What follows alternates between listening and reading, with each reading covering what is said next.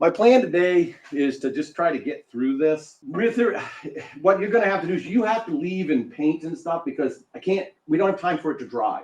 Today we'd go outside and if the weather's not snowing like crazy, you have to think about, that's why I also do it fall and spring with the guitar, because weather will become an issue if you're going to use the paint how you're going to do painting. Okay, so what we're going to do today is I'm going to go over how we prep our guitar for our painting or our design. We talked about sanding last time, and I'm going to go through all the different things you have to do with that. Then we're going to talk about how are you covering your guitar. Are you painting it? Are you staining it? Are you lasering it? What your options for that are. Then we're going to talk about sealing, the protection coat. How do you make it glossy and cool and fancy? We'll talk about that. And then we'll talk about the last thing is like the finishing, like you can kind of see, ooh, buffy, glowy, fancy. I'll warn you right now, you're not going to get a professional level. You're not going to get the finish that you get from that guitar, nice and fancy glow. Unless you spend some time, you can. That's the difference in guitars when you see price. It's really not, it's a little bit of what's inside the pickups and stuff. It's really how much time someone hand labored to do it.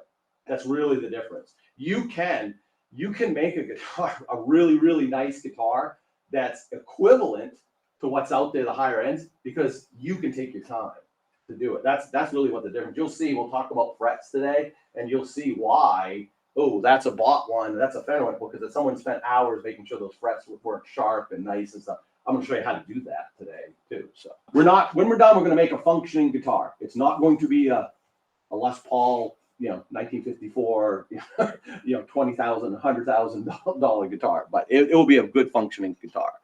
Does that make sense?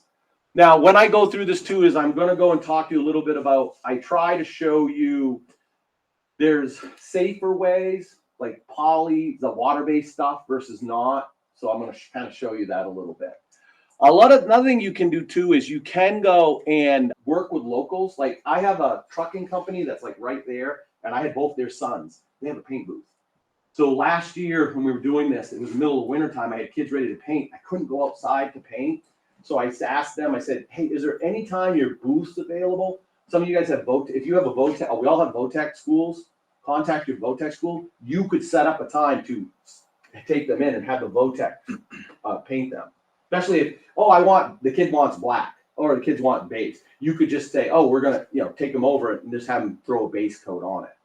There's no reason that I've done that. Like I said, that we sent a couple of guitars over and the guy just did it, or I have time to come over. If I have time with kids, I'll take them over. And so you have kids in your school that those families, like you have auto body guys all over the place. The other thing too is you can also go have the kids get all the guitars done. Every auto body is spraying a clear for cars, every one of them. So you can say, hey, could you throw a couple coats of clear? Yeah, and they always go, shh, and they have some left over. So you could go talk to them and say, hey, could you clear this guitar? Now they'll have to buff it and stuff like that. But that's out there. Does that make sense?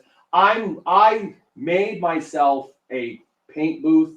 In essence, you'll see I end up just going outside because when you start enclosing it, you have to deal with fans and bomb safe, and then also like masks and things of that nature. So you're adding another level for what the kids are doing. And also the farther I get away from the kids doing it, the farther they're away. I'd rather have them can spray it and it's them than me go and, it's depending on the kid.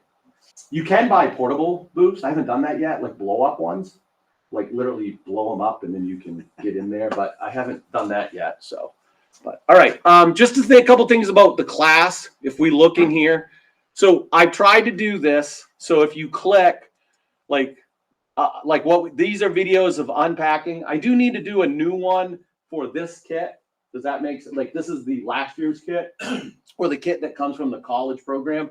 So I will update this as you go.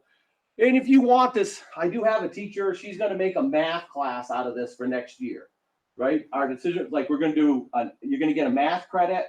It's like pre-algebra, algebra, and they're going to build a guitar and do the math at the same time. So and that will get put in here, how it goes. But all that stuff I tried to put in here too as well. Does that mean you're going to have to explore a little to see what you want? There's a whole thing on figuring out the cost of guitars and things like that. So you can do a whole spreadsheet activity, tons of academic stuff. I do that because sometimes principals or schools will go, well, wait, you're building guitars? Like, they don't understand. Sometimes it's taking me a while from them saying, no, we're making skateboards, yes, but this is the math, this is the science, this is the work we're doing behind it. Same thing as 3D printing, Lego. We're playing with Legos, but this is the academics behind it. I'm just trying to think. I did put this in. This is one of the things I want to show you. I made a spreadsheet for you guys. So when you leave, so if you click this, this is the kit. So remember, this is the Bex gear, okay? If I find, I'm slowly like ordering other kits from other companies and testing them to see if, usually it'll be price. That's my first criteria. If it's a good enough guitar at the price point. Like, there's better kits. I can buy a StewMac kit, I can buy a solo kit, but they're more expensive. So then it comes away. But if they're not that much better, I'm not gonna. Oh, I did do that gift card for you at Harbor Freight, the link to it that you can apply and get a couple $100 for tools. You guys, and every year they do it. I did find I thought it was by district, but it's school. It's good to build up. You'll see some tools that I'm going to use today, and especially when we do assembly, there's a couple things like a soldering iron, something like you can buy some kits from them real cheap. That's a calendar year thing. It's a calendar year. Yeah. And it is cheap stuff at Harbor Freight. I don't mean to, but you can get some consumables that way. $200 worth of sandpaper, stuff like that is nothing to sneeze at. I did try to go through, I wanted to show this. I tried to go through and put this in kind of what you needed to have and then what's nice to have, so that like the sanding, you kind of need some sort of sander, some sort of hands. And this, I'm not advocating this is the one. I'm just saying you need one. So if you find a better one, you have a different model.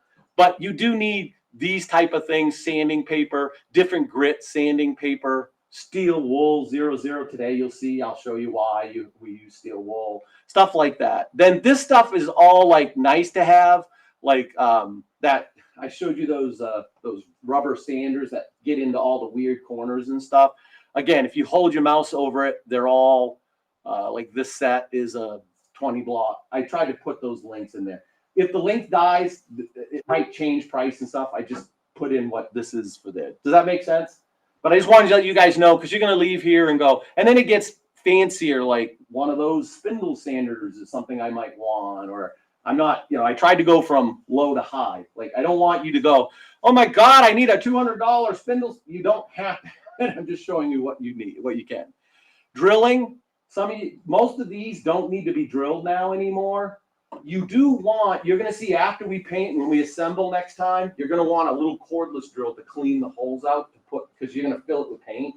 So there is a little bit of prepping, cleaning to do it. But you don't, unless you have the kit that has the holes not there, you don't really need a drill set. You don't need that drill press that I have over there. You don't, but I just put it all here.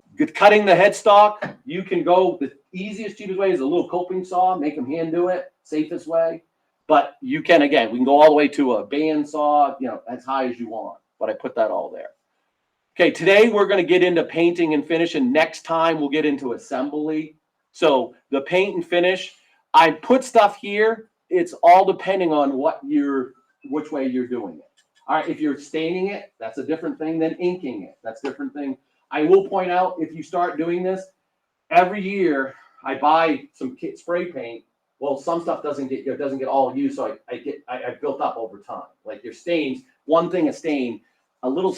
By the way, buy small, because if you buy big paint goes bad. But you're going to use this much. A can of spray paint, that type of thing. I have a fireproof cabinet. This is why I would kind of recommend you guys are going to go and get your own. So, and the kids, like I don't go too far ahead. So, and I'm going to talk to you about the kind of the consumable. There's really two parts. There's the consumable of the kit. Then there's the tools that aren't really, you don't buy them every year. Then there's the consumables of the sandpaper, the polys, and the things of that nature. Sometimes I'll tell you right now, you'll have a run. One kid dips, they all want to dip. One kid splatter paints, they all want to splatter paint. One kid tapes and does stripes, it's every year in my skateboards, something becomes the standard for some reason. I got to say, I try to get the art teacher involved in my skateboards. Having your art teacher involved with this would make this become more of I'm trying to get it done to quality. If you add a second person, my guitars went from just get it done to now I get them all prepped. My skateboards, they get all prepped. They go across to art. They have art. They make them. Art cares about the art. And the kids, it's a reel. and then they come back and we assemble. And it has helped. Because before I would get, and they were all, oh, I like that dip painting. We're all dip. She actually hates dip painting because dip painting, it's cool, but there's no art in it. It's and you're done. So it's like